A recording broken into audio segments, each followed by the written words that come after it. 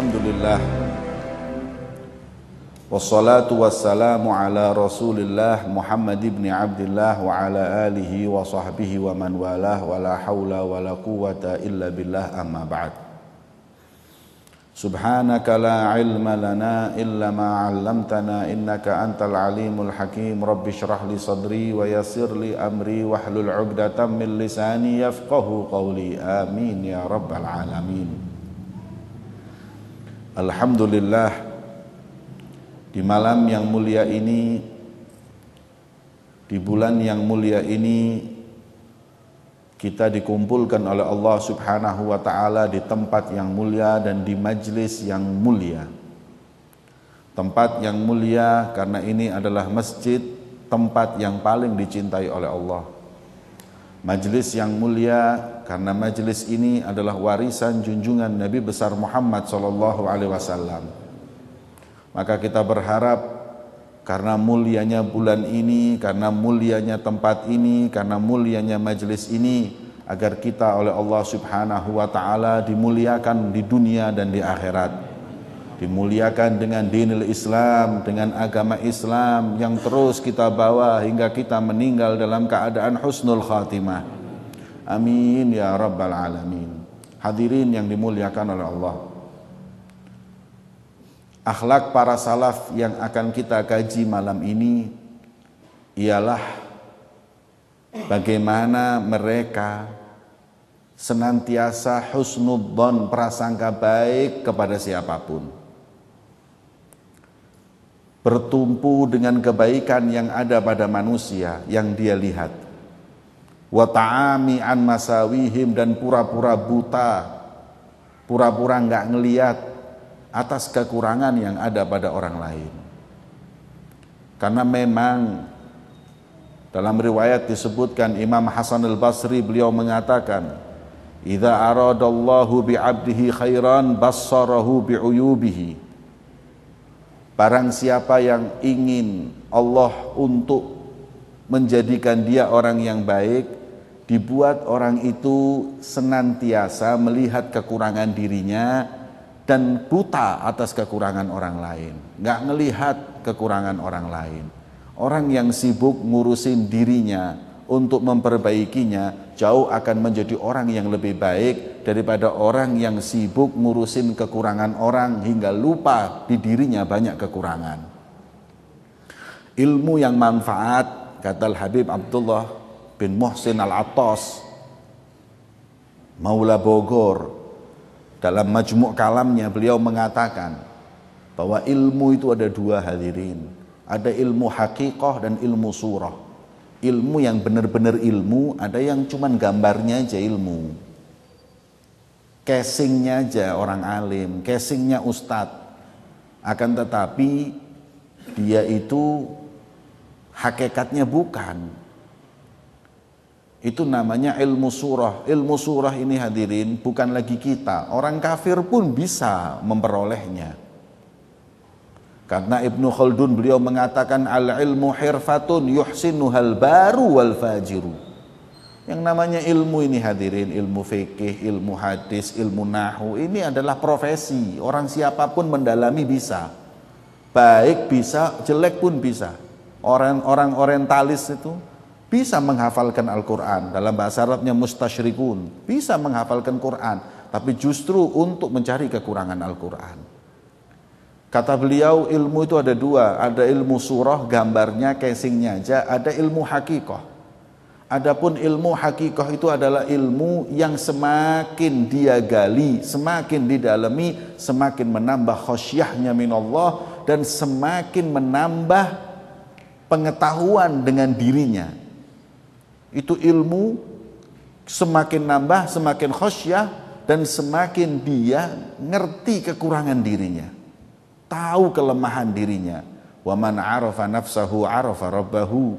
Orang kalau sudah tahu dirinya itu kurang, lemah, dia akan tahu besarnya Tuhannya, agungnya Allah Subhanahu wa ta'ala. Maka daripada itu, karena mereka memang orang-orang ahli ma'rifah, hidupnya adalah husnudzon dengan siapapun.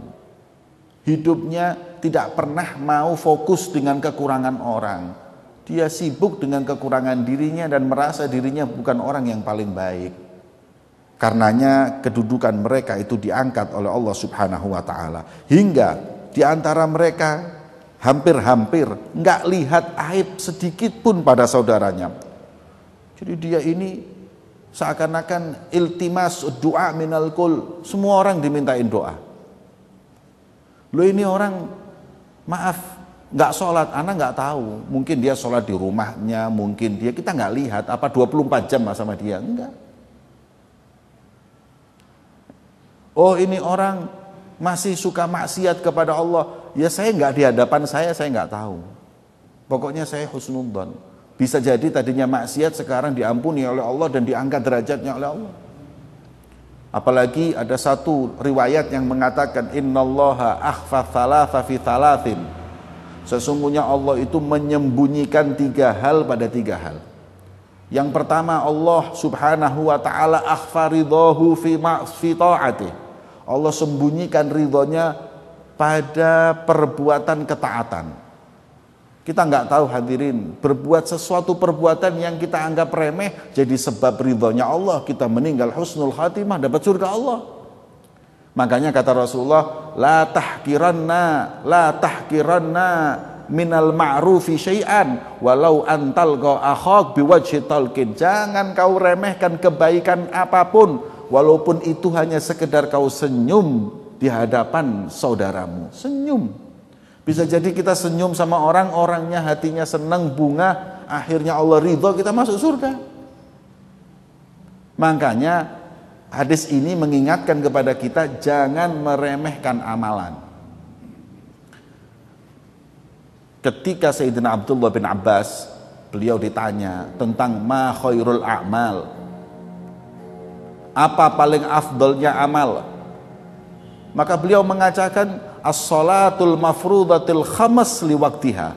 Salat 5 waktu yang tepat pada waktunya itu paling afdolnya amal. Itu Sayyidina Abdullah bin Abbas ditanya, beliau jawab seperti itu. Ini habrul ummah. Samudra ilmunya umat. Sampai dikatakan ketika Sayyidina Abdullah Abbas itu meninggal, mungkin setengah ilmu itu hilang sudah. Allahumma faqihhu fid din wa 'allimhu ta'wil, itu doanya Rasulullah buat beliau. Ya Allah, beri dia pemahaman di agama yang pandai, yang luas, dan beri kepada dia ilmu tafsir yang luas. Ini Sayyidina Abdullah bin Abbas ditanya paling afdolnya amal, beliau menjawab apa? Salat tepat pada waktunya. Ini paling afdol ibadah badaniyah. Kemudian famadha thalathata ayyam, lewat 3 hari. Setelah lewat 3 hari, orang itu jumpa dengan Sayyidina Ali bin Abi Thalib. Ini di atasnya lagi, ini bab Madinatul Ilm, ini Bahrul Ummah, ini adalah samudra ilmunya umat. Tapi ini lain lagi sudah. Ini adalah pintu daripada kota ilmunya baginda Muhammad SAW. Beliau menjawab secara syariat, afdolnya amalan itu sholat tepat waktu. Kemudian ketika Sayyidina Ali dapat kabar, fabalaghahu jawab ini nyampe kepada Sayyidina Ali. Kemudian beliau mengatakan lau sa'alta al ulama wal fuqaha, ya, kalau kamu tanya wal hukama, ahli hikmah, ahli ilmu, ahli semuanya tentang pertanyaan ini, la ajabu mithli ma ajaba Ibnu Abbas, semuanya akan jawab seperti jawabannya Abdullah bin Abbas, semuanya sama. Illa anni aqul, kecuali aku saja yang beda jawabanku. Katanya beliau, loh apa jawabanmu paling afdolnya amal? Beliau mengatakan afdolul a'mal alladzi yaqbalullahu minka. Afdolnya amal itu yang diterima. Itu paling afdolnya amal. Amal haji habis 300 juta ONH plus tapi ditolak sama Allah. Apa faedahnya? Amalan sekecil apapun kalau diterima sama Allah besar, sebesar apapun kalau ditolak sama Allah kecil. Maka itu kata Sayyidina Ali, paling afdolnya amal yang diterima sama Allah.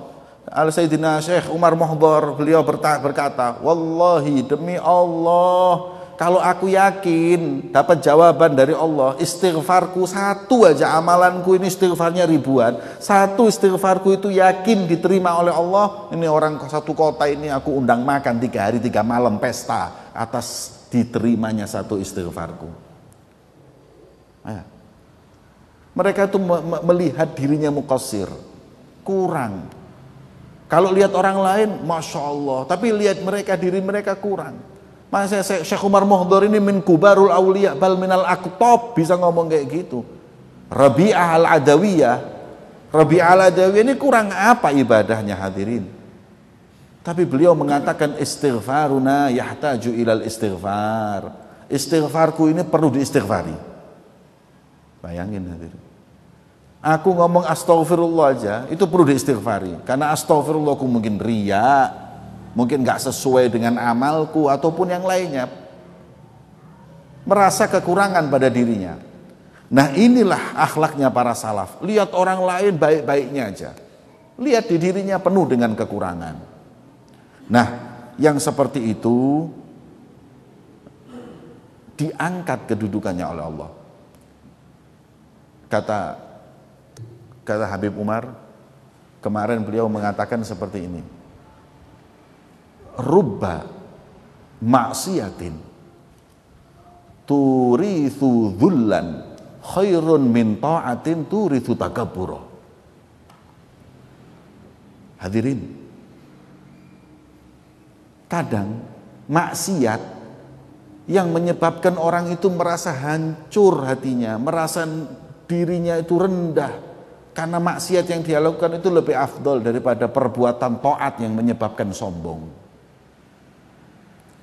Tapi kata beliau, fal afdol at-ta'ah turithu dhullan fa afdol minal kul. Taat, ibadah, tapi menyebabkan dia semakin rendah hati. Ini sudah gak ada duanya ini.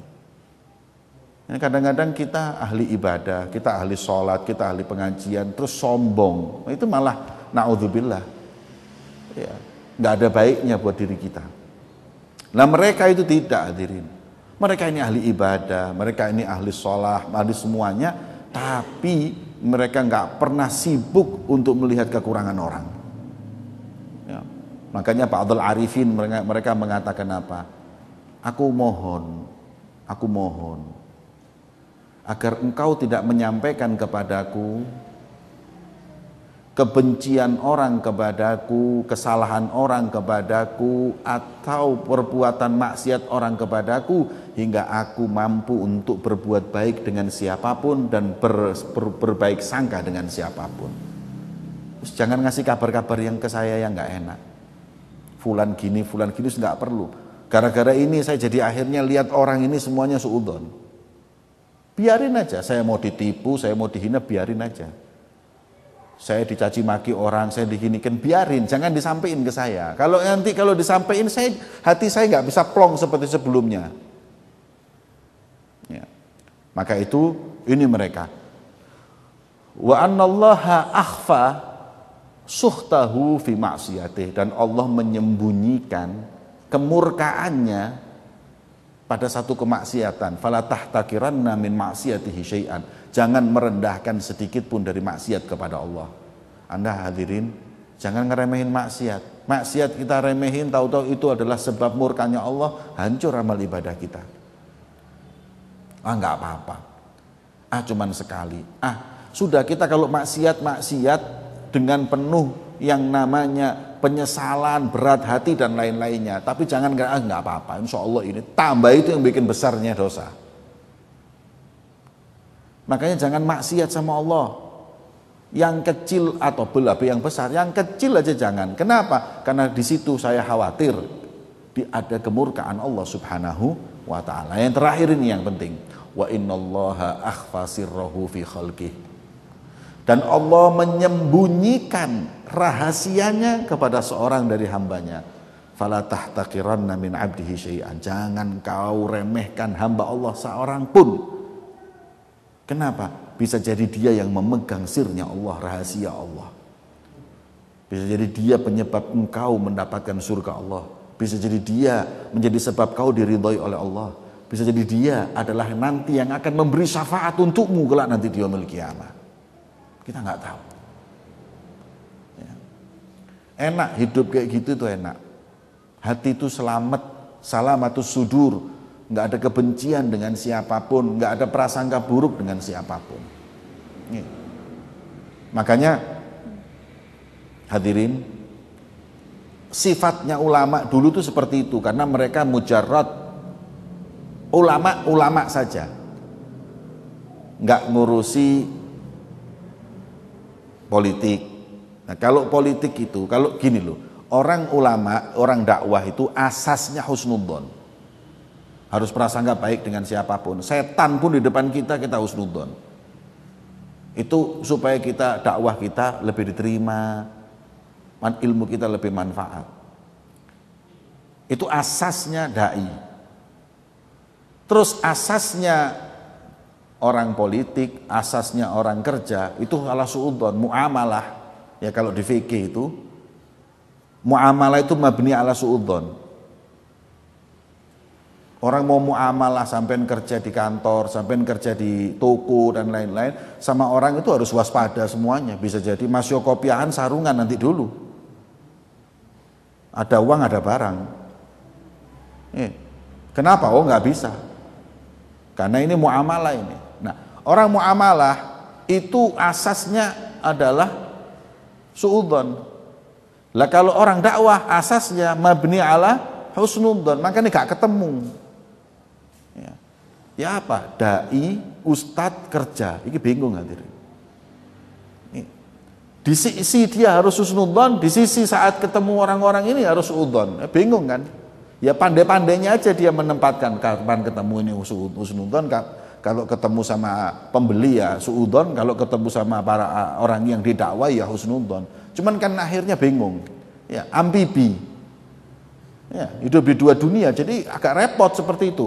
Bukan berarti nggak boleh kerja. Ya. Teman kalau sudah sibuk dengan pekerjaan sudah sulit ya untuk berdakwah karena tadi itu asasnya beda. Nah, beliau mengatakan seperti itu. Kemudian fayasirun nas kulhum indahum sholihin, subhanallah. Di mata mereka orang-orang ini dianggap orang soleh semua. Malam yakunu kafiron, selama dia nggak kafir. Selama dia muslim dianggap orang soleh. Kalau orang kafir disayangi, dirahmati, diharap keislamannya. Karena Nabi SAW, beliau suatu saat lagi duduk ada jenazah orang Yahudi, orang kafir Yahudi. Lagi dikotong, beliau berdiri sambil nangis. Kemudian orang tadi berkata, ya Rasulullah, innahu Yahudi. Itu orang Yahudi, ngapain kau sedih dengan matinya orang Yahudi? Jawaban beliau, aku sedih karena barusan aku lihat satu nyari tangan hidayahku, seruan risalahku hingga masuk ke neraka Allah. Ya ini cara pandangnya kepada orang kafir ini rahmah. Seakan. Mereka ini kesian, bukan sinis, bukan benci, nggak ada orang soleh seperti itu. Kepada orang kafir itu kesian, ya Allah kesian. Kesian hidayah nggak menyentuhnya, kesian nggak mengenal Allah dan Rasulnya, kesian. Ketika orang marah itu, karikatur Rasulullah itu yang mencaci Nabi itu semua orang marah, termasuk saya juga marah. Ya. Kenapa? Masa Nabi yang saya cintai dibuat karikatur seperti itu? Tapi sebagian orang soleh ketika melihat itu beliau berkata, marah. Tapi dibalik kemarahan itu ada kesalahan buatku. Kenapa? Beliau mengatakan apa? Mereka mencaci maki Rasulullah, mereka menggambar, menghina Nabi Muhammad karena mereka nggak kenal Rasulullah dan karena kami nggak mengenalkan mereka siapa Rasulullah. Ada orang nyaci maki Nabi. Yang perlu kita tanya diri kita, sebelum kamu marah, kamu sudah ngenalin enggak dia Rasulullah? Kamu sudah pergi ke Denmark dakwah, ngajakin mereka masuk Islam enggak? Kok ngamuk aja? Mereka seperti itu karena apa? Karena mereka nggak kenal dan nggak ada yang kenal ke Nabi. Makanya ada orang Denmark ke Tarim. Setelah kejadian-kejadian itu Islam jadi Jadi agama yang dibenci, tapi justru Masya Allah orang-orang banyak masuk Islam. Ketika masuk Islam ada yang ke Tarim, ketika ke Tarim duduk sama ulama habaib di Tarim. Duduk dengan Habib Umar sampai dia itu nyewa tempat di sana. Terus kemudian beliau berceramah di depan ribuan orang, dia bilang apa? Demi Allah, kalau saya dengar Indonesia itu masuk Islam dengan 9 wali, maka Denmark kebanyakan 9. 2 aja cukup, kayak Habib Umar 2 cukup masuk Islam semua. Masalahnya nggak ada yang datang, nggak ada yang kenalin. Ya, di sisi kita marah, tapi di sisi lain kita merasa kekurangan. Agama kita sekarang ini dihina orang, Rasulullah sekarang dihina orang, itu karena kita hadirin. Makanya Habib Ali Jufri, beliau pernah mengatakan apa? Doanya, i'dziruni ya Rasulullah. Maafkan aku ya Rasulullah. Kenapa? Fa innahum, mereka orang-orang yang benci kepadamu, orang-orang kafir, yasubunak, mencacimu, yahtagirunak, menghinamu karena lihat akhlak dan keburukan kami. Yang membuat orang-orang ini mengejek Rasulullah itu karena lihat kita hadirin. Akhlak kita nggak karu-karuan. Kita muslim tapi suka bohong muamalah. Kita muslim tapi kita na'udzubillah penuh dengan kebencian, tidak ada rahmat dalam hati kita. Ini yang buat kadang-kadang akhirnya orang-orang itu nggak mau masuk Islam, benci sama Rasulullah, bahkan benci sama Allah. Kenapa? Lihat kita umat Islam yang kita jauh bertolak belakang dengan akhlaknya Nabi Muhammad SAW. Ya. Maka itu kita berharap agar kita betul-betul jadi orang Muslim yang sempurna, yang insya Allah menjadi sebab hidayah untuk segenap umat baginda Muhammad SAW. Kemudian, fa'alima anna salihin la yu'aduna ahadan lahdha nafsin. Dan kita tahu, mana ada orang soleh memusuhi orang? Enggak ada. Orang soleh itu ngerangkul, orang soleh itu semuanya mencintai orang. Ya. Kemudian wa innaman nasumul ladzina yu'adunahu hasadan wa udwana. Tapi sebaliknya yang banyak orang-orang yang iri dengan orang soleh, banyak orang-orang yang benci dengan orang-orang soleh. Ya. Mereka mungsuin para ulama, iya. Memusuhin para orang soleh, wali, iya. Tapi para aulia, la yakrah ahad, la yu'adi ahad, nggak pernah mungsuhin siapapun. Ya. Kalaupun Rasulullah perang, sahabat perang, perangnya mereka itu bukan karena kebencian nafsu. Akan tetapi sebagaimana para ulama, para ahli tafsir mengatakan, peperangan yang dilakukan oleh zaman Nabi, zaman sahabat dan lain-lainnya adalah menyelamatkan. Pertama menyelamatkan diri mereka dulu. Semua peperangan orang kafir dulu yang mulai. Orang kafir dulu yang mengancam umat Islam. Semua peperangan. Atau teriakan orang setempat atas kezaliman. Jadi zamannya para sahabat, Sayyidina Khalid bin Walid ketika masuk ke Romawi dan lain-lain, karena apa? Karena penduduk sana, penduduknya orang di Suriah, waktu itu Suriah masih dipegang orang-orang Romawi dan lain itu, mereka itu mengeluh atas kezaliman para pemimpinnya. Akhirnya mereka masuk Islam dan mereka meminta bantuan. Di Mesir apa itu minta bantuan sama umat Islam. Akhirnya minta jangan dolimi mereka, jangan ini nggak usah, ini urusanku, kamu nggak bisa campur. Kalau nggak bisa campur perang. Nah, akhirnya peperangan yang terjadi, kalah, dikuasai umat Islam, bebas mereka. Setiap umat Islam itu menguasai daerah manapun, rakyatnya aman, rakyatnya sentosa, dan tidak pernah memaksa seseorang pun untuk mengikuti agama Allah. Walaupun sudah diselamatin, tapi kalau mereka nggak mau masuk Islam ya biarin. Nah itulah para aulia, para salaf kita. Cuman fa'in gila, ya, orang yang seperti ini kan manfaatnya sedikit akhirnya. Kenapa? Karena dia nggak akan menasihati orang. Orang dianggap semua baik, akhirnya nggak nasihatin orang kan nanti. Ya. Kemudian beliau menjawab gini loh. Ya. Orang nasihatin orang untuk agar orang itu berubah, hakikatnya perubahan itu adalah hidayah dari Allah. Akan tetapi kita hanya menjadi wasitoh, Wasito itu sebab dari hidayah tersebut. Nah, sebab dari hidayah itu bisa dengan kita nasihat, bisa dengan doa, bisa bahkan dengan hal keadaan kita.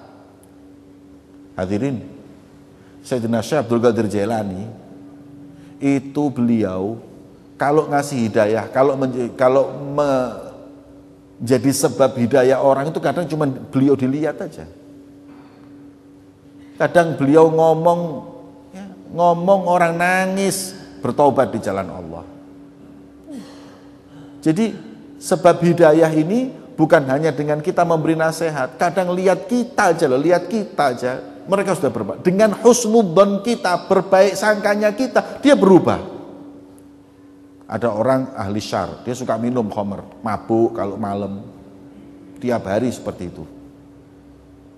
Terus ada dua dai, dua ustadz, yang satu datang, celek cengkewing, kon mabuk ngarepe wong, maksiyah jiharon, terang-terangan dan lain-lain. Mbok baleni maneh tak mbek-mbek kon. Ya, awas kon. Yo top. Takut ya. Sudah. Yang satu ustadz lagi nasihatin dia, tapi nasihatnya beda. Ketemu sama orang ini, habis mabuk, mari sadar, mari mabuk. Kemudian datang ke rumahnya, assalamualaikum, waalaikumsalam, gimana sehat, alhamdulillah. Dengan akhlaknya, dengan ini orang kayak nggak pernah mabuk di hadapannya, kayak nggak pernah minum khamr di hadapannya, kayak nggak pernah maksiat di hadapannya. Dimuamalai seperti muamalah orang yang agung kedudukannya. Bingung, ini orang kok masya Allah sama saya ustadz ini. Padahal saya ini bajingan loh, saya ini setan loh, saya ini orang jelek, tapi kenapa dia seperti ini? Ya Allah, aku izin bewong. Berubah jadi orang baik. Itulah doa ya.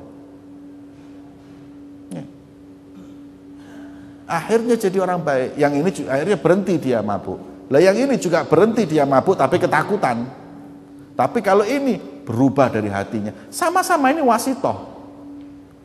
Jadi yang namanya nasihat harus membawa satu keyakinan bahwa yang dinasihati itu belum tentu lebih jelek. Belum tentu lebih buruk. Kita nasihatin orang yang jelas-jelas salah tapi husnudzon, bisa jadi dia habis ini jadi orang yang jauh lebih baik dari saya. Ya. Wahsy yang diancam oleh Rasulullah, yang dibenci oleh Nabi karena membunuh Sayyidina Hamzah. Tapi juga bisa berbuat baik. Hingga yang membunuh siapa? Musailamah al-Kadzdzab. Sampai beliau mengatakan, laqad qataltu khairan nas, tsumma qataltu syarran nas. Aku pernah membunuh orang yang paling baik di sisi Rasulullah. Siapa? Hamzah. Tapi saya juga pernah membunuh orang yang paling dibenci oleh Rasulullah, Musailamah al-Kadzdzab, yang ngaku-ngaku Nabi itu. Siapa tahu orang berubah. Sayyidina Umar dulu juga pernah membunuh Rasulullah. Sayyidina Umar dulu juga pernah menghina Rasulullah. Bahkan Sayyidina Umar sudah menghunuskan pedangnya untuk datang ke rumah Rasulullah, untuk membunuh Rasulullah. Tapi hidayah datang dari Allah. Allah merubah keadaannya hingga menjadi orang yang memuliakan Islam. Bahkan kuburannya saat ini di sebelah Rasulullah. Makanya kata sebagian ulama mengatakan apa? Jangan pernah kau berburuk sangka dengan Allah. Karena ketahuilah, yang saat ini kuburannya di sebelah Nabi, itu dulu pernah mau membunuh Nabi. Bisa jadi. Makanya kita nggak boleh melaknat orang. Allah yal'an fulan, la'anallahu fulan, nggak boleh. Kata Imam Ghazali, laknat itu adalah doa untuk dia semakin terjerumus dalam kemungkaran tersebut. Ya. Jadi laknat itu nggak boleh. Kalau laknat setan boleh, laknat perbuatan maksiatnya boleh, tapi kalau orangnya nggak boleh.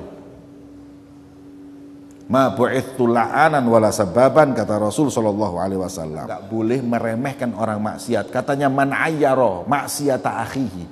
Barang siapa yang merendahkan maksiat saudaranya, enggak mati kecuali dia akan melakukan kemaksiatan tersebut. Ada orang enggak sholat, atau orang anggap aja dia berbuat kemaksiatan judi. Kemudian kita menasihati boleh, tapi takyir nggak boleh, menghina, mengejek dia dengan kemaksiatan. Barang siapa yang mengejek seseorang dengan kemaksiatan itu, niscaya dia tidak mati kecuali telah melakukan kemaksiatan itu dalam masa hidupnya. Gletek mari ngono dhek yo bakal judi pisan. Makanya kita nggak suka dengan maksiatnya boleh, kita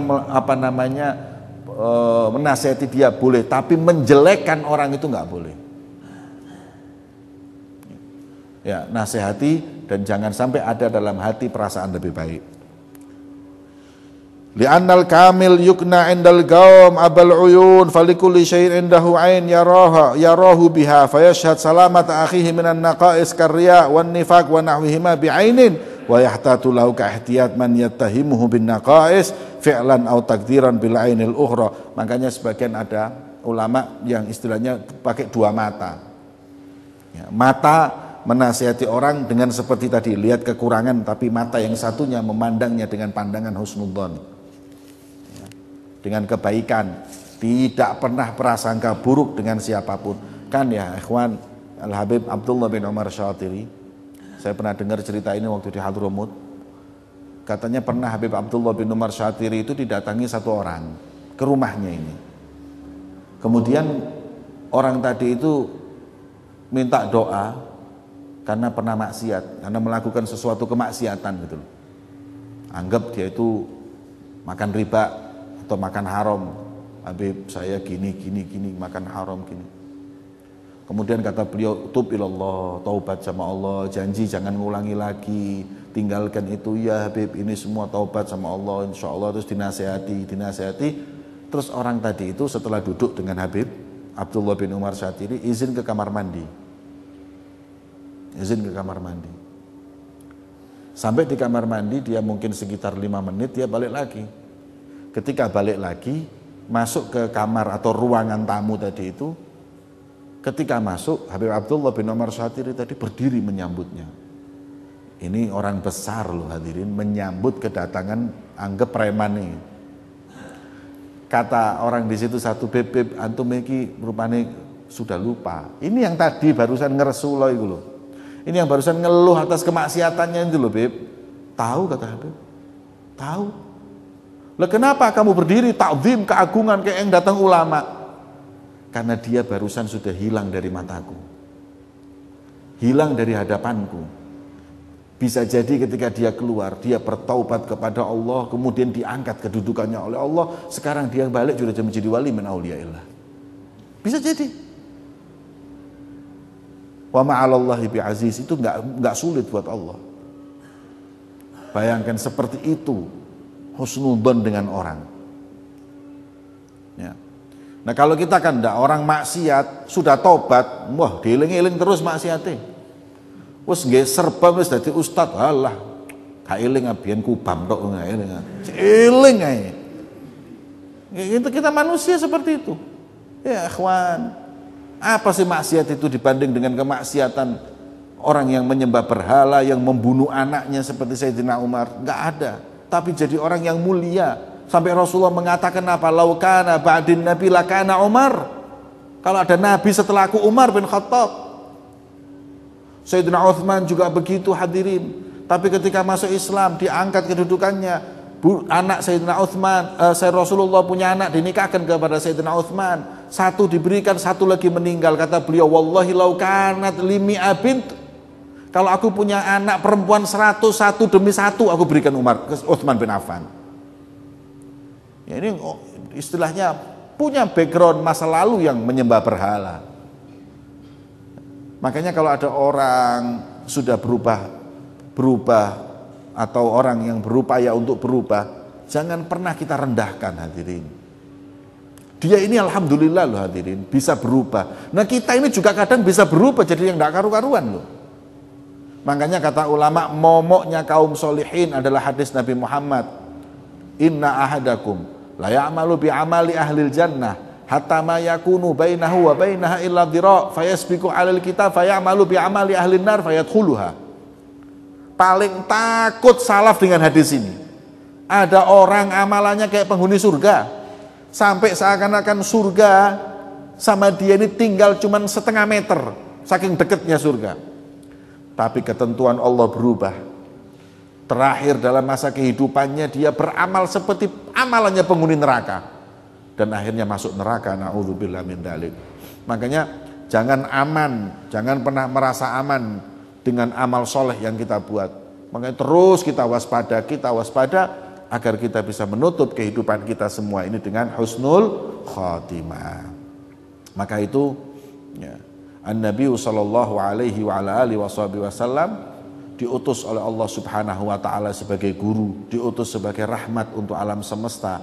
Maka kita punya tugas semua ini untuk mengenalkan semua dengan Allah Subhanahu wa taala dan mendekatkan manusia kepada Allah dan kepada Nabi-Nya Muhammad sallallahu alaihi wasallam. Nah, ini bulan Maulid. Ini sekarang bulan Maulid, bulan yang tepat. Ya, bulan Maulid ini adalah bulan yang tepat ya, untuk kita membawa orang bertaubat kepada Allah. Ya. Dengan apa? Majelis-majelis Maulid. Banyakin majelis Maulid. Ya. Setiap masjid harus ada Maulid, setiap kampung harus ada Maulid. Ramein Maulid Nabi. Kata Habib Ali Habsyi, "Masyi kama majma'il Maulid yujallil kurub." Kalau Maulid di mana-mana banyak, insya Allah bala, musibah, malapetaka nggak akan turun. Yujallil kurub, kata Habib Ali Habsyi. Insya Allah nggak ada bala. Diskotik itu nggak ada bala. Karaoke nggak karu-karuan itu nggak ada bala, musibah. Ya, majelis-majelis syar, majelis-majelis yang maksiat itu bikin bala. Tapi kalau majelis Maulid, peringatan Maulid Nabi, sholawat sama Nabi SAW, yujallil kurub. Ya, alhamdulillah, begitu kita berapa hari ini nggak pernah hujan. Begitu masuk bulan Maulid, alhamdulillah hujan terus. Ya, yujallil kurub.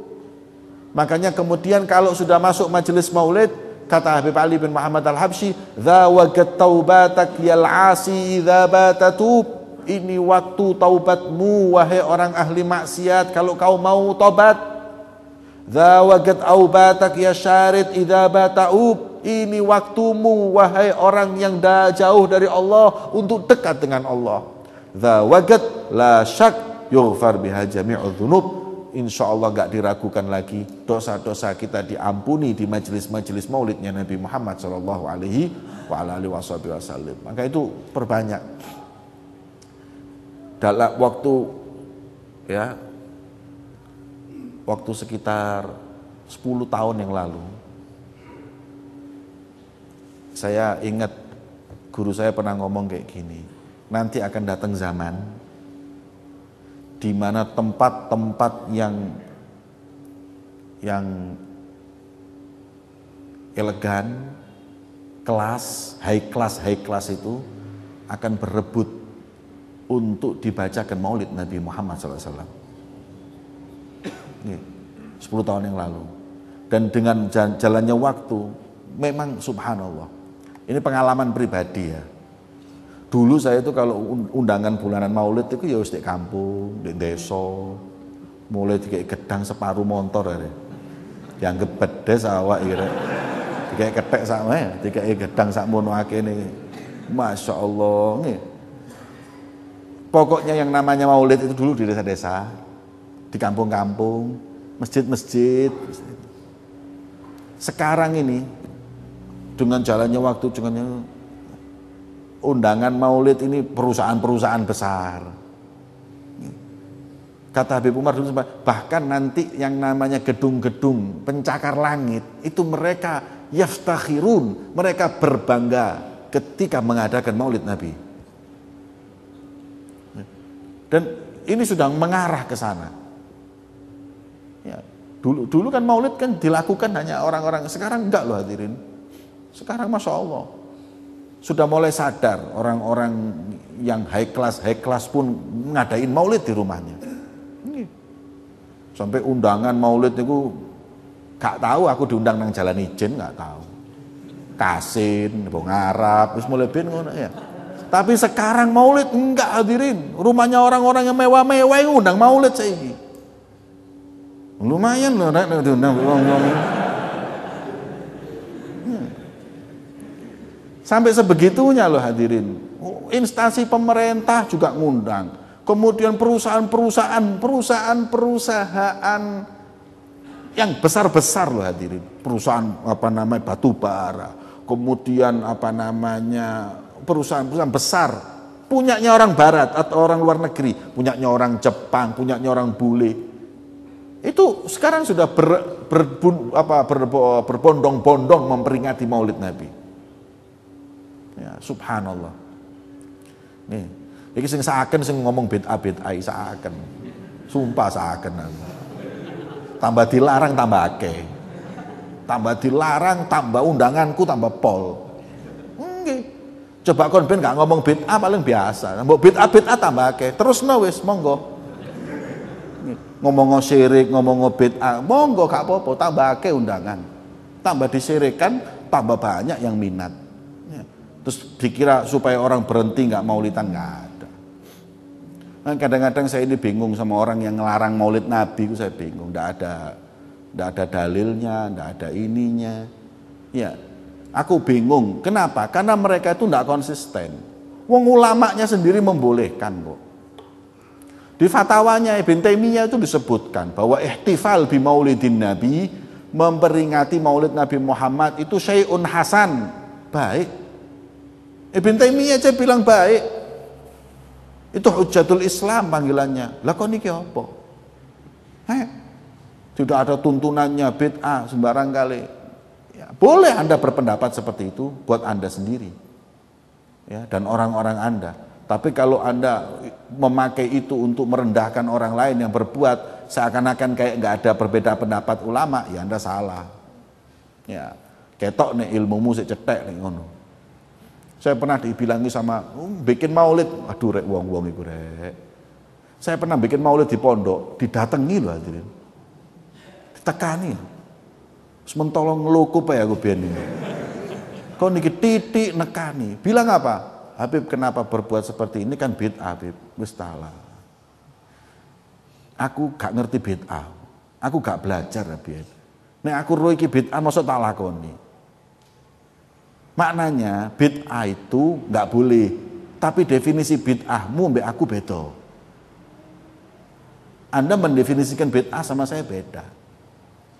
Itu permasalahannya. Ngene loh, wong ngelakoni bid'ah itu haram. Saya setuju dengan itu. Bahkan Imam Haddad mengatakan apa? Sebab su'ul khatimah adalah melakukan pekerjaan bid'ah.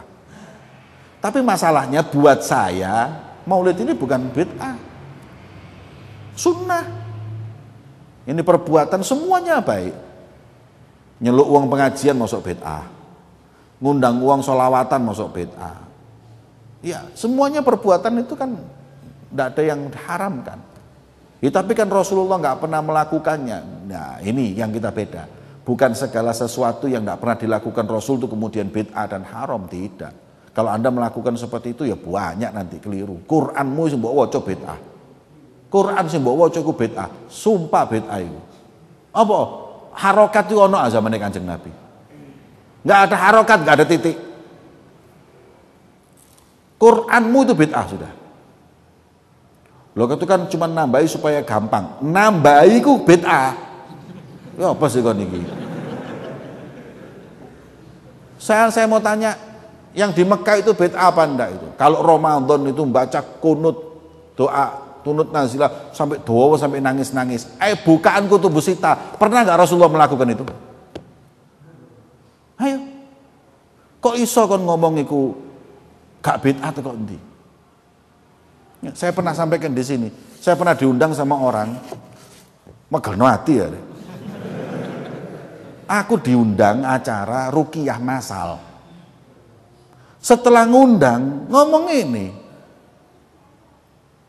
kalian ini saya keluarkan, saya ruqyah agar jin-jinnya, setannya ini semuanya keluar. Tapi nanti setelah dari sini jangan lagi ke tempat-tempat yang menyebabkan jin tadi itu masuk lagi. Jadi wong-wong iki kena jin atau kena ilmu hitam atau apa di ruqyah. Memang orang itu hadirin sak gedung jerat-jerit hadirin. So, bisa dikeluarkan jinnya atau gimana, saya lihat sendiri itu. Nah, kemudian, nah ini sing megelno ati ini gini. Dan setelah ini jangan hadir majelis-majelis bid'ah. Karena majelis bid'ah itulah sebab jin masuk. Nah seperti majelis bid'ah, majelis tahlil, majelis mulutan, itu majelis bid'ah. Disitulah sarangnya jin-jin itu merasuk ke manusia. Waduh, lo kok nanti ngomong ini kok ngundang aku iki lha apa? Saya dengar kayak gitu, oh ya entenono. Begitu selesai dia ngomong, kemudian saya ceramah, setelah ceramah baru nanti saya ngomong, gini loh. Ya.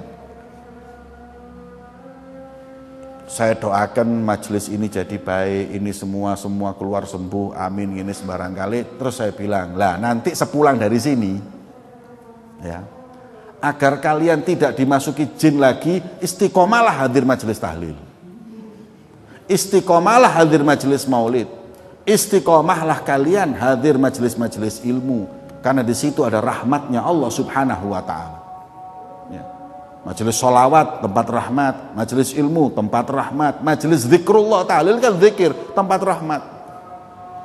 Kalau apabila majelis tahlil dianggap karena nggak ada di zaman Nabi, majelis maulid nggak ada di zaman lagi, saya bertanya sama ustadz tadi yang ceramah, majelis ruqyah kayak gini ki ono zaman Nabi? Pernah nggak Nabi ngumpulkan orang terus diwocoi ruqyah dilangno? Pernah nggak? Nggak pernah. Sahabat nggak pernah. Tabiin nggak pernah. Tabiin nggak pernah. Imam Syafi'i nggak pernah. Imam Malik, Imam Ahmad bin Hambal, Imam Abu Hanifah nggak pernah semuanya. Terus teko endi kok nih? Kalau kami mending, memang zaman Nabi nggak ada, sampai zaman Mudzaffar 300 tahun setelah Rasul, Maulid 1000 tahun berjalan. Berarti ulama 1000 tahun maulutan sudah banyak. Sekarang majelis ruqyah itu sing tahu teko sapa? Kalau Anda katakan bahwa majelis tahlil, majelis maulid bid'ah tempatnya jin, maka Anda harus mengatakan bahwa majelis ruqyah ini juga tempatnya jin. Dan kalau dipikir-pikir, tempatnya jin itu bukan majelis sholawat. Mosok ono jin seneng sholawatan, ono setan seneng tahlilan, gak ono. Tapi majelis seperti ini nih, ini yang ruqyah ini tempatnya jin, sebab jin ini metu mlebu sebelah kono, kok metu rono mlebu sebelah kene. Mubeng ae jin gak mari-mari. Setelah selesai pulang dari situ, ustaz emang melerok delok aku. Tak arah kon salamu dhewe ngundang aku. Ya. Enggak bener. Coba saya kasih dalil saya. Ada nggak dalil Rasulullah mengadakan ruqyah mas? Lo ndak ada tapi dalil ruqyahnya ada. Ya sama, dalil sholawatnya juga ada. Maulid iki apa sih? Maulid iki qiraat siratun Nabi, baca sejarah Nabi. Ada di Bukhari, sejarahnya Nabi, Syama'il Nabi ada. Nek mbok waca ndek omah gak jadi bid'ah itu. Tapi lek bareng-bareng jadi bid'ah. Kemudian sholawat, Allah yang memerintahkan, majelis itu. Terus ono ceramai, mau ilmu, majelis ilmu, semuanya boleh. Itu lebih berdirinya. Allah dalam Al-Quran mengatakan, alladzina yadhkurunallaha qiyaman wa qu'udan wa 'ala junubihim. Orang mau zikir sama Allah, mau berdiri, mau duduk, mau apa? 'Ala junubihim iki apa? Tiduran, mau semuanya zikir sama Allah, boleh. Mau sampai gara-gara ngadeg tok jadi bid'ah. Ya. Selesai permasalahan, ya itulah. Ya, majelis maulid adalah sebab turunnya rahmat Allah Subhanahu wa Ta'ala. Niki bulan maulid, makmurkan majelis-majelis maulid agar kita dirahmati oleh Allah, dan insya Allah Allah mengangkat segala musibah dan bala di negeri kita dan negeri umat Islam. Amin ya rabbal alamin. Wassallallahu ala sayyidina Muhammadin wa ala alihi wasallam walhamdulillahi rabbil alamin.